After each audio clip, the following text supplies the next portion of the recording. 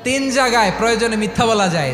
এক নাম্বার, আপনার ওয়াইফকে খুশি করার জন্য, সে একটু এরকম না বলে একটু কৌশল করে বললে খুশি হবে, ওটা বলা যায়। দুই নাম্বার, জীবন মরণের ব্যাপার, যান বাঁচানোর জন্য একটু কৌশল করে ঘুরিয়ে বললেন, এটা জায়েজ। তিন নাম্বার, দুইজন ঝগড়া লাগছে তাদেরকে মিলিয়ে দেওয়ার জন্য কৌশল করে একটু মিথ্যা বলা, ঘুরিয়ে বলা যায়। দুইজনের মধ্যে দেখলেন যে সম্পর্ক খারাপ, একজনরে বললেন, ভাই সে তো ওই দিন আপনার ব্যাপারে অনেক প্রশংসা। কি আমার ব্যাপারে প্রশংসা? কি বললো? এই বললো আপনি নাকি এই করছেন ওই করছেন, অনেক প্রশংসা। লোকটার মন খুশি হয়ে যাবে তার ব্যাপারে, ঠিক কিনা?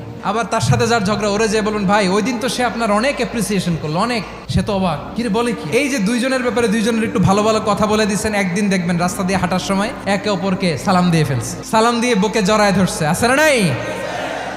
আবার মিলমিশ হয়ে গেছে। কিন্তু আমাদের স্বভাব হইলো, দুই প্রতিবেশী যদি একসাথে বসে একসাথে হাঁটে, দূর থেকে দেখলে আমাদের জ্বলে, আছে না নাই?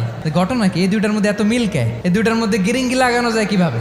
আল্লাহর কাছে তওবা করেন, এই মানসিকতার যেন আমরা না হয়, আমরা মিলিয়ে